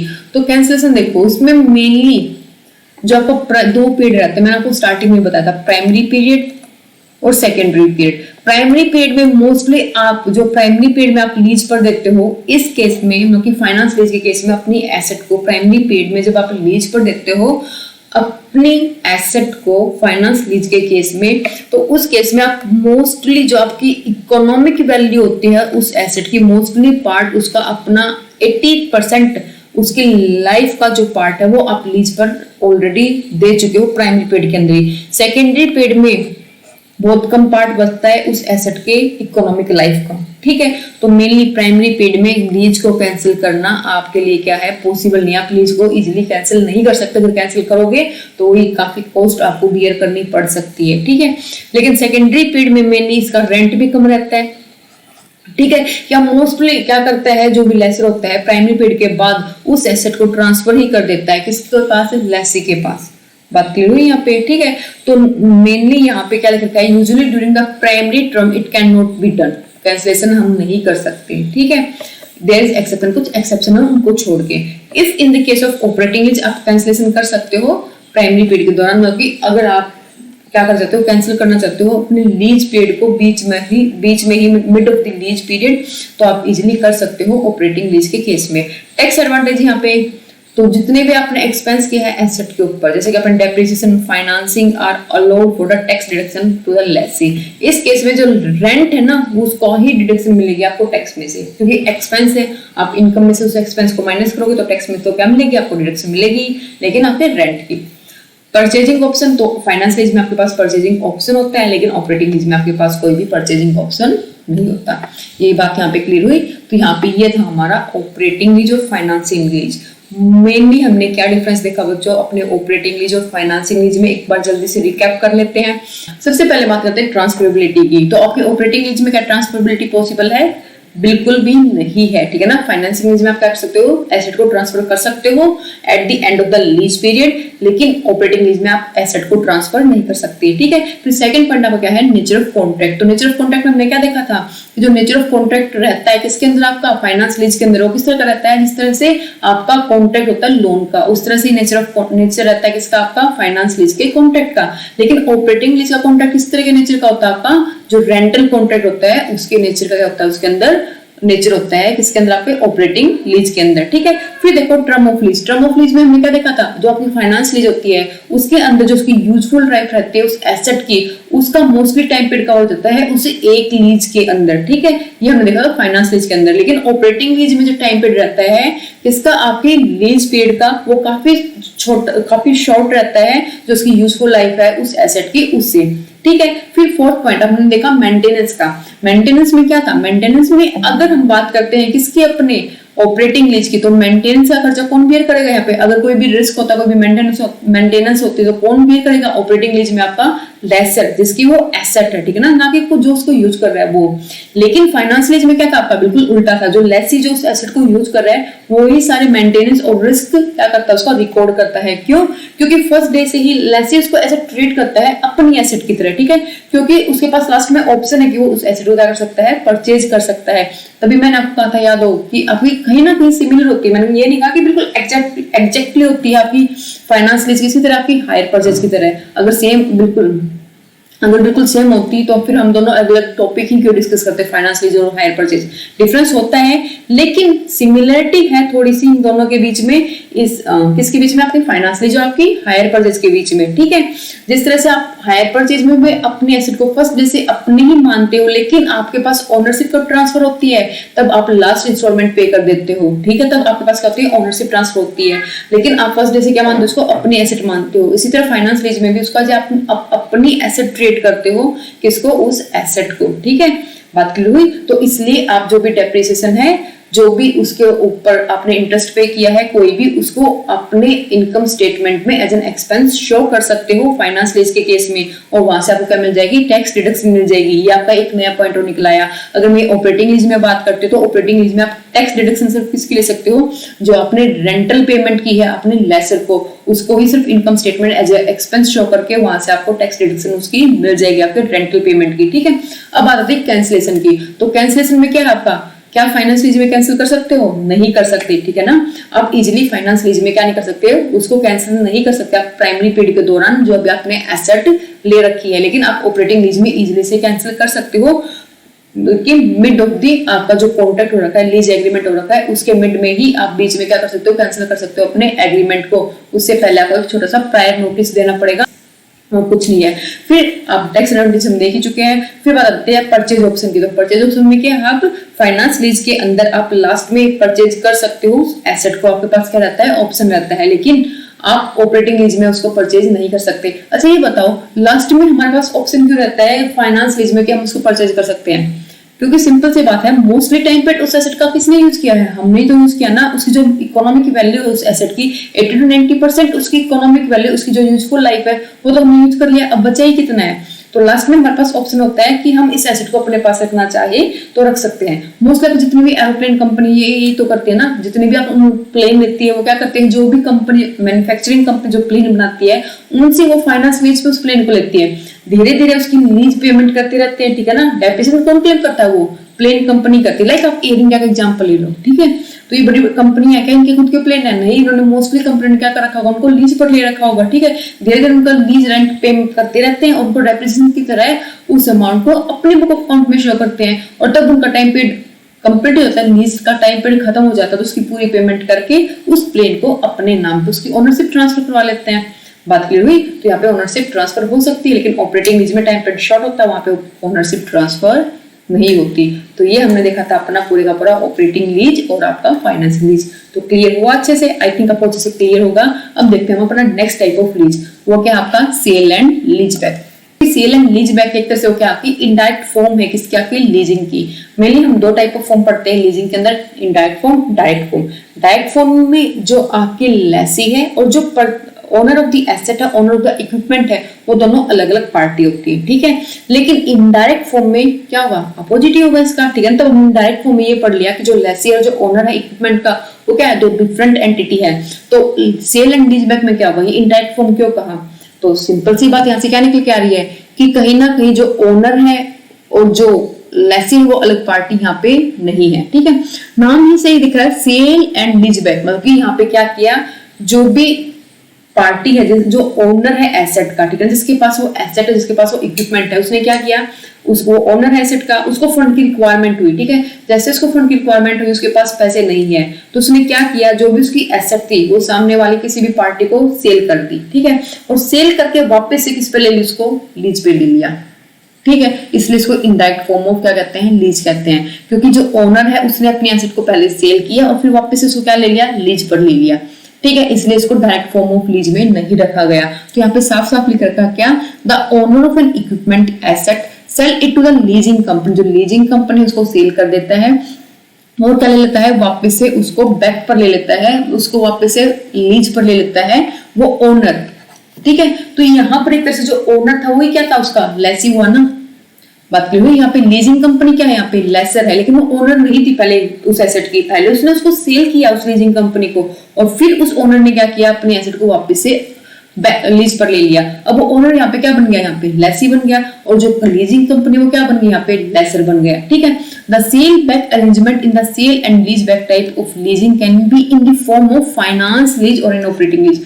अब बाद में डिपेंड है, वो तब ओनर सेल कर देता है अपनी एसेट लीजिंग कंपनी को, और बाद में वो डिसाइड करेगा कि वो अब एसेट को ऑपरेटिंग लीज पर लेगा या फिर फाइनेंसिंग लीज पर लेगा, वो बाद का मैटर है। लेकिन फर्स्ट में उन्होंने क्या किया है, फर्स्ट में उस ओनर ने अपने एसेट को सेल किया है और फिर वापस उसको लीज बैक कर दिया है।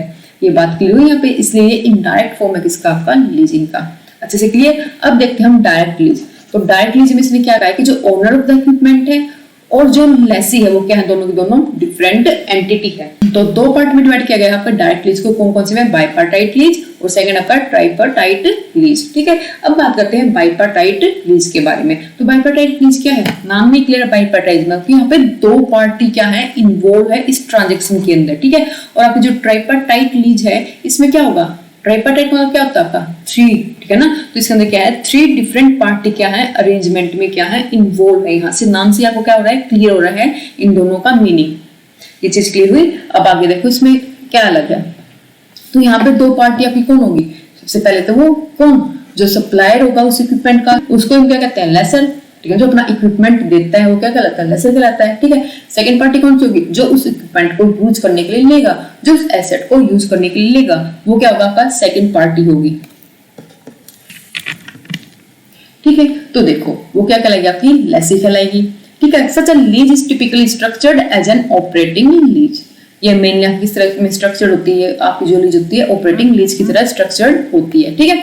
अब बात करते हैं ट्राइपार्टाइट। तो मतलब तीन पार्टी इन्वॉल्व है, तो तीन पार्टी कौन कौन होगी इसके अंदर, एक तो आपका क्या, इक्विपमेंट का सप्लायर, ठीक है ना, एक इक्वल लेसर। यहाँ पे सप्लायर ऑफ द इक्विपमेंट और लेसर दोनों अलग अलग पार्टी होंगी, और थर्ड होगा आपका लेसी, ठीक है। थोड़ी प्रिंटिंग मिस्टेक हो रखी है यहाँ पे। And innovative variant of tripartite lease is the sale aid lease. तो इनोवेटिव वेरिएंट आपका ट्राइपार्टाइट लीज का वो क्या है, सेल एड लीज। तो हमारी एक टाइप और लीज निकल गई यहाँ पे, क्या आपकी सेल एड लीज। वो अभी हम डिस्कस करेंगे कि वो क्या होती है। Under which equipment supplier arrange for lease finance in the various form, ठीक है। तो डिस्कस करते हैं अपने सेल एड लीज को कि क्या होता है हमारा। तो देखो यहाँ पे मीनिंग दे रखा सेल एड लीज का। इसके अंदर क्या होता है, under this arrangement the lessor agree with the manufacturer. क्या लिखा, जो लेसर होता है वो एग्री हो जाता है मैन्युफैक्चरर के साथ to market his product through his leasing operation. पूरी लाइन में क्या लिख रखा है, सिंपल सी चीज लिख रखी है कि जो भी यहाँ पर लेसर है वो एक अलग पार्टी है, ठीक है, और जो मैन्युफैक्चरर है, जो उसका ओनर है उस एसेट को, एक अलग पार्टी है। अब जो मैन्युफैक्चरर है उसके साथ लेसर एक एग्रीमेंट करता है, एक अरेंजमेंट करता है। अरेंजमेंट क्या करता है, मैन्युफैक्चरर कहता है कि तुम्हें क्या करना पड़ेगा, मान लो मैन्युफैक्चरर का प्रोडक्ट सेल नहीं हो रहा, तो यहाँ पे लेसर क्या हेल्प करता है मैन्युफैक्चरर की, मैं एक तरह से क्या करूंगा, हेल्प करूंगा आपके इस प्रोडक्ट को सेल करने में, ठीक है, अपने लीजिंग ऑपरेशन के थ्रू। तो यहाँ पर जो लेसर है मैन्युफैक्चरर से वो प्रोडक्ट लेता है और आगे लेसी को दे देता है, ठीक है। यहाँ पे मैन्युफैक्चरर को कोई भी एडवर्टीजमेंट, कोई भी प्रमोशन करने की जरूरत नहीं पड़ी। यहाँ पे एज ए लेसर, जो लेसर है बीच में मीडिएटर है, वो ही क्या कर रहा है, मैन्युफैक्चरर से डायरेक्ट कोई इक्विपमेंट ले रहा है। यहाँ पे मैन्युफैक्चरर कोई भी रिक्वायरमेंट नहीं है अपने प्रोडक्ट की प्रमोशन करने की, इक्विपमेंट लेगा लेसर से, किसी और मैन्युफैक्चरर से क्या लेगा, लेसर इक्विपमेंट लेगा और वो आगे ट्रांसफर कर देगा किसको, लीजिंग ऑपरेशन के लिए लेसी को ट्रांसफर कर देगा, ठीक है। तो इस तरह की जो लीज होती है वो सेल एड लीज होती है। बात क्लियर रखना, यहाँ पे तीनों क्या है, अलग अलग पार्टी है, ठीक है ना। लेसर ने यहाँ पर मैन्युफैक्चरर की हेल्प की है उसके प्रोडक्ट को आगे सेल करने में, प्रमोट करने में। तो इसके लिए जो भी वो लेसर है वो क्या चार्ज करेगा, उसे कुछ कमीशन चार्ज करेगा, ठीक है ना। तो मैन्युफैक्चरर है वो क्या देगा, कमीशन देगा। सिंपल सी बात है, लेसर कमीशन चार्ज करेगा। क्यों, अगर मान लो लेसर बीच में मीडिएटर ना होता तो मैन्युफैक्चरर को क्या करना पड़ता, अपने इक्विपमेंट के लिए एडवर्टीजमेंट करनी पड़ती, ठीक है ना, उसको सेल करने के लिए प्रमोशन करना पड़ता। अब वो काम कौन कर रहा है, यहाँ पे लेसर कर रहा है, ठीक है। लेसर कोई भी एक फॉर्म, लीजिंग फॉर्म हो सकती है जो क्या करती है, ये ऑपरेशन करती है रेंट पे, वो काम की लीजिंग पे वो इक्विपमेंट देने का। ये चीज क्लियर हुई यहाँ पे। तो इसके अंदर क्या हुई, आपकी तीन पार्टी इन्वॉल्व हुई ना, ये तो हमने पढ़ा था ना ट्राइपार्टाइट लीज में। तीन पार्टी कौन कौन इन्वॉल्व हुई, एक तो मैन्युफैक्चरर हुआ, ठीक है ना, जो क्या करता है उस इक्विपमेंट को मैन्युफैक्चर करता है। सेकंड लेसर हुआ, लेसर कौन होता है आपका, कोई भी लीजिंग फर्म, ठीक है ना, जो क्या करती है, लीज पर क्या करती है, इक्विपमेंट को देती है, ठीक है। थर्ड पार्टी कौन हुई, लेसी, जो उस इक्विपमेंट को यूज करने के लिए, जो उस इक्विपमेंट को यूज करने के लिए करता है, लेता है किसे, लेसर से। तो यहाँ पर मैन्युफैक्चरर ने चीज को मैन्युफैक्चर किया। अब मैन्युफैक्चर को डायरेक्ट लेसी से कांटेक्ट करने की कोई भी रिक्वायरमेंट नहीं, ना उसको कोई प्रमोशन करने की रिक्वायरमेंट है अपने उस एसेट के लिए।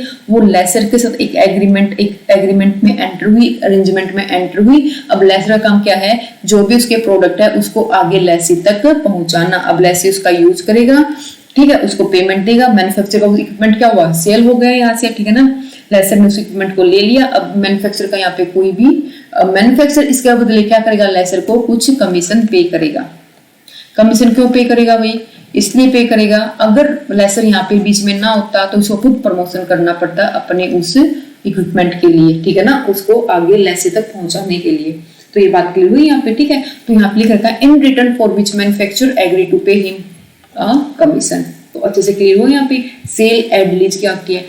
यहाँ पे कुछ पॉइंट लिख रखे हैं, देखो, जो providing reference about customer to the leasing company. ऐसा भी हो सकता है कि जो मैन्युफैक्चरर है वो खुद ही रेफरेंस दे किसको, लीजिंग कंपनी को, किसके बारे में, कस्टमर के बारे में, कि ये कस्टमर है, इनके पास जाकर आप क्या करो कि लीजिंग एग्रीमेंट कर लो, ठीक है। फिर आता अगला पॉइंट क्या है, writing the lease on his own account and discounting the lease receivable with the designated leasing company.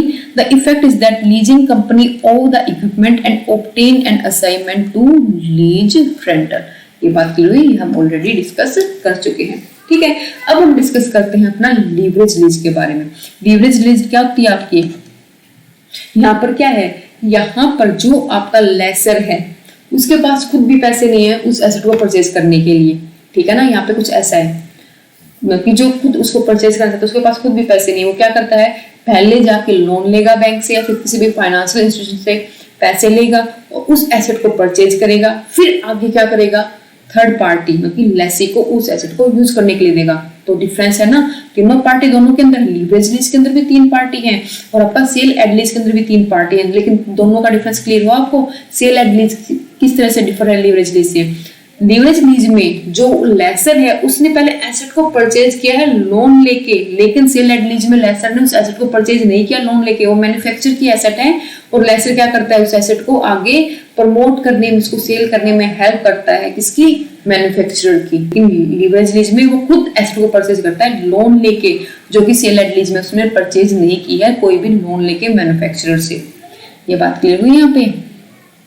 तो देखो, leverage lease refer to the lease agreement wherein the lessor acquire an asset partially financed by the financial institution and lease out the same to the lessee। जो मैंने just अभी आपको बताया, पहले उसको acquire करेगा किससे, फाइनेंस करवा के फाइनेंशियल इंस्टीट्यूशन से, फिर उसको क्या कर देगा, लीज पर दे देगा किसको, लेसी को, for the agreed lease payment, जो भी उनकी लीज पेमेंट होगी एग्रीड उस पेमेंट पे, ठीक है। The lessee transfer the lease rental directly to the escrow account maintained by the financial institution by the lessor.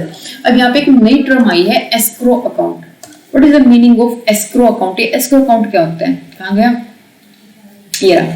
तो यहाँ पे इसने क्या लिख रखा है, यहाँ पे इसने ये लिख रखा है जो लेसी होता है वो ट्रांसफर कर देता है लीज रेंटल काम पे एस्क्रो अकाउंट में, ठीक है ना, जो किसके द्वारा मेंटेन किया गया हुआ एस्क्रो अकाउंट, फाइनेंशियल इंस्टीट्यूशन के द्वारा, ठीक है ना, बाय द लेसर। तो अब यहाँ पे जो एस्क्रो अकाउंट है, एस्क्रो अकाउंट का मीनिंग क्या है? काफी सारे बच्चों को पता होगा एस्क्रो अकाउंट क्या होता है, और काफी सारे बच्चों को नहीं पता कि एस्क्रो अकाउंट होता क्या है। तो ध्यान से सुनो, जिनको नहीं पता एस्क्रो अकाउंट क्या होता है। वैसे जनरली हम इसका मीनिंग देखें, इससे थोड़ा सा हटके एस्क्रो अकाउंट का मीनिंग देखें तो एक तरह से एस्क्रो अकाउंट क्या करता है, दो पार्टी क्या करती है, एक आउटसाइडर को अपॉइंट करती है, ठीक है। एक एग्जांपल के थ्रू देखते हैं, आपको अच्छे से क्लियर होगा कि किस तरह से एस्क्रो अकाउंट पूरा काम करता है। मान लो दो पार्टी हैं, पार्टी ए और पार्टी बी, ठीक है। अब जो पार्टी ए है मान लो वो है बायर और पार्टी बी है सेलर। अब बायर को ये विश्वास नहीं है कि अगर मान लो मैंने पेमेंट कर दी, सेलर मेरे को सामान दे या ना दे। अब सेलर को ये ट्रस्ट नहीं है बायर के ऊपर, मैं सामान सेंड तो कर दूं, ट्रांसफर तो कर दूं बायर को, लेकिन वहां से मेरे को पेमेंट मिले या ना मिले, तो मैं ऐसे में क्या करूं? तो ऐसे में एक आउटसाइडर, एक थर्ड पार्टी को अपॉइंट करते हैं। थर्ड पार्टी कोई भी बैंक या फिर कोई भी एजेंट हो सकता है, ठीक है ना, जिसके पास क्या होता है, ठीक है, थर्ड पार्टी क्या करते हैं, अपॉइंट करते हैं। कोई भी बैंक हो सकता है, वो कोई भी एजेंट हो सकता है, और वहां पे क्या करते हैं, अपना अकाउंट खोलते हैं, एस्क्रो अकाउंट। अब इसका काम क्या होता है, देखो, जैसे ही जो बायर है क्या कर देगा, पहले एस्क्रो अकाउंट में फंड ट्रांसफर कर देगा, ठीक है ना। जैसे इसके पास फंड ट्रांसफर हो जाएंगे इस अकाउंट के अंदर, वैसे ही सेलर क्या करेगा, यहाँ से वो गुड्स क्या कर देगा, ट्रांसफर कर देगा किसके पास, बायर के पास। तो देखो अभी सेलर के पास यहाँ पे पैसा नहीं आया है, ठीक है ना, लेकिन सेलर को ये पता कि पैसा कहाँ चुका है, अकाउंट में आ चुका है। यहाँ पे बायर को ये सेटिस्फेक्शन मिल गई, अगर मैंने पैसा सीधा डायरेक्टली किसको नहीं दिया, सेलर को नहीं दिया, किसको दे दिया, बैंक को दिया, उस एस्क्रो अकाउंट में डाला है। अगर सेलर फंड गुड ट्रांसफर नहीं करते तो मैं अपना पैसा वापस से वहां से निकलवा लूंगा, ठीक है। तो यहाँ पर जैसे इसको गुड मिल जाएंगे, अब जो ये अकाउंट है, ये बैंक है, ये क्या कर देगा, ये फंड ट्रांसफर कर देगा इस सेकंड पार्टी को, पार्टी बी को। तो दोनों का ट्रस्ट बना रहा ना, मतलब जो एक दूसरे के ऊपर ट्रस्ट नहीं था, तो वो ट्रस्ट ना होने के कारण उन्होंने क्या किया, एक एस्क्रो अकाउंट खोला, ठीक है ना, जो बीच में उनका जो मीडिएटर काम किया और उनका जो पूरी ट्रांजैक्शन थी वो क्या हुई, कंप्लीट हुई। तो आपका एस्क्रो अकाउंट क्या होता है, इसी तरह से कोई भी क्या करता है, होल्ड करता है कोई भी वैल्यूएबल, जैसे कि आपकी कोई भी वैल्यूएबल आइटम, लाइक आपका मनी हो गया, कोई वैसी प्रॉपर्टी डीड हो गया, ठीक है ना, कोई भी पर्सनल फाइनेंसिंग कोई भी डॉक्यूमेंट हो गया, ठीक है, on the behalf of the two agreeing party. तो दो एग्रीइंग पार्टी होते हैं, उनके बिहाफ पे क्या करता है, ये अपने पास इन सबको होल्ड करके रखता है, तब तक उनके बीच में जो भी एग्रीमेंट हो रखा था वो कंप्लीट ना हो जाए तब तक, और फिर वो उनकी पेमेंट उन दोनों को कर देता है, जो जिसको जितनी पेमेंट करनी होती है।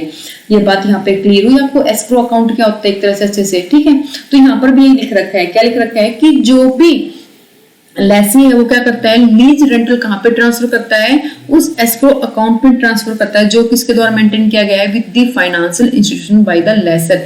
जो लेसर का फाइनेंशियल इंस्टीट्यूशन है, जिस जहां से लेसर ने क्या लिया था, लोन लिया था, उसने क्या मेंटेन कर रखा है, एस्क्रो अकाउंट मेंटेन कर रखा है। तो वो लीज रेंटल सारा कहाँ जाएगा, उसे अकाउंट में आ जाएगा, ठीक है। अब फाइनेंशियल इंस्टीट्यूशन क्या करेगा, चार्ज कर लेगा लोन की इंस्टॉलमेंट, जितनी भी लोन की इंस्टॉलमेंट होगी ना सारी, उस रेंटल से क्या कर लेगा, चार्ज कर लेगा, ठीक है ना। प्रिंसिपल भी आ जाएगा इसके अंदर, एज वेल एज इंटरेस्ट की पेमेंट भी आ जाएगी, ठीक है। From the proceed available in the escrow account and balance amount if any get transfer to the account of the lessor. तो क्या करेगा, देखो वो पैसा रेंटल पेमेंट कहाँ की, उसने लेसी ने उस एस्क्रो अकाउंट के अंदर की। अब एस्क्रो अकाउंट में जो पैसा आया, वहां से फाइनेंशियल इंस्टीट्यूशन ने क्या किया, अपना जो भी पैसा था, जो भी चार्ज था, उसमें जो भी प्रिंसिपल की अमाउंट थी और जो भी आपकी इंटरेस्ट की अमाउंट जो भी उस बैंक की उसने अपने वो इंस्टॉलमेंट उसके अंदर से कट कर ली, उस रेंट के अंदर से। अगर फिर भी कोई अमाउंट बचती है, कोई भी अमाउंट रहती है, तो वो एक्स्ट्रा अमाउंट किसके पास ट्रांसफर कर दी जाती है, उसे लेसर के पास क्या कर दी जाती है, ट्रांसफर कर दी जाती है, ठीक है ना। ये होता है लीवरेज लीज। तो यहाँ से क्या बात क्लियर हुई आपको लीवरेज लीज से, कि वो जो भी लीज रेंटल डायरेक्टली लेसर को ट्रांसफर नहीं किया जाता, ठीक है ना। वो लीज रेंटल कहाँ पे ट्रांसफर किया जाता है, उस अकाउंट के अंदर ट्रांसफर किया जाता है जो किसने मेंटेन कर रखा है, उस फाइनेंशियल इंस्टीट्यूशन ने क्या कर रखा है, मेंटेन कर रखा है, जो कि लेसर का फाइनेंशियल इंस्टीट्यूशन है, जहां से लेसर ने क्या ले रखा है, लोन ले रखा है। ये बात आपको अच्छे से क्लियर हुई यहाँ पे, ठीक है। क्या आपका लीवरेज लीज क्या होता है, तो कुछ इंपॉर्टेंट पॉइंट है जो इसके अंदर याद रखने के। इंपॉर्टेंट पॉइंट क्या है, usually in the case of leverage lease lessor को 20 to 30 contribution from its own fund. जो भी वो लीवरेज करवाता है, जो भी वो एसेट परचेज करता है लोन लेके, उसमें 20 to 30% ही कंट्रीब्यूशन सिर्फ किसका होता है, लेसर का होता है। बाकी सारा लोन उसने कहां से ले रखा होता है, बैंक। बाकी सारा बैलेंस कहां से फाइनेंस करवा रखा होता है, बैंक से, या फिर किसी भी फाइनेंशियल इंस्टीट्यूशन, या फिर कोई भी थर्ड पार्टी, कोई भी लेंडर हो सकता है, ठीक है ना, जिसने उसको पैसा दिया होगा उस एक्विजिशन ऑफ एसेट करने के लिए। ये बात क्लियर हुई।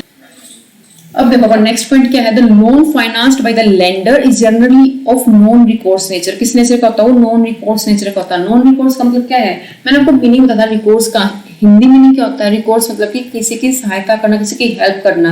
लेकिन यहाँ पर क्या है, नॉन रिकोर्स नेचर का। तो लोन किस तरह का है, नॉन रिकोर्स नेचर का। किसके लिए, लेंडर के लिए। मतलब कि लेंडर को यहाँ पर कोई भी हेल्प नहीं मिलने वाली। कैसे नहीं मिलने वाली, वो आगे वाली लाइन से अच्छे से क्लियर होगा। देखो, the main lessor is not liable to repayment of loan installment in case of default. अगर कोई भी डिफॉल्ट होता है, लेसी पेमेंट नहीं करता, तो उस केस में लेंडर, उस केस में जो भी लेसर है, जिसने पैसा ले रखा है, वो क्या नहीं होगा, वो रिपेमेंट करने के लिए लायबल नहीं होगा। इसलिए क्या हुआ, नॉन रिकोर्स नेचर का, मतलब कोई भी हेल्प नहीं होगी इस केस में, किसकी, लेंडर की। अगर कोई भी डिफॉल्ट होता है, ठीक है, हेल्प कौन नहीं करेगा, किसने लोन ले रखा है, लेसर ने ले रखा, तो उसकी कोई भी हेल्प नहीं करेगा। And the lender can recover the installment only from the lease rental paid by the lessee. तो लेंडर यहाँ से अपना सारा लोन कहां से रिकवर करेगा, जो लीज रेंटल कौन पे करेगा, लेसी पे करेगा, ठीक है ना। वहां से ही सारा अपना लीज रेंटल क्या करेगा, वहां से सारे अपनी इंस्टॉलमेंट क्या करेगा, रिकवर करेगा। So it is important to lender, इसलिए इंपॉर्टेंट है लेंडर के लिए सबसे पहले क्या चेक कर ले, वो लेसी की क्रेडिट वर्थीनेस। क्योंकि इस तरह की अरेंजमेंट मेनली किस नेचर के होते हैं, आपके नॉन रिकोर्स नेचर के, मतलब कोई भी हेल्प नहीं मिलने वाली, ठीक है ना। अगर रिकोर्स नेचर की होती तो हेल्प मिलती कहां से, जिसने भी लोन लिया उससे, मतलब कि यहाँ पे कौन करता, फिर लेसर पे करता अगर रिकोर्स नेचर का होता है। लेकिन मेनली जो फाइनेंस होती है, लीवरेज लीज होते हैं, किस तरह की होती है, आपकी नॉन रिकोर्स नेचर की होती है, ठीक है ना। वैसे भी हम ऑलरेडी डिस्कस कर चुके अपना रिकोर्स और नॉन रिकोर्स क्या होता है। अब आता है डोमेस्टिक लीज और इंटरनेशनल लीज, ठीक है ना। ये आपके लास्ट टाइप आपके लीज के। तो आपकी डोमेस्टिक लीज क्या होती है, नाम से क्लियर, डोमेस्टिक मतलब कि विद इन द बाउंड्री, जो कंट्री है आपकी, उस कंट्री की बाउंड्री में ही वो लीज एग्रीमेंट हुआ है।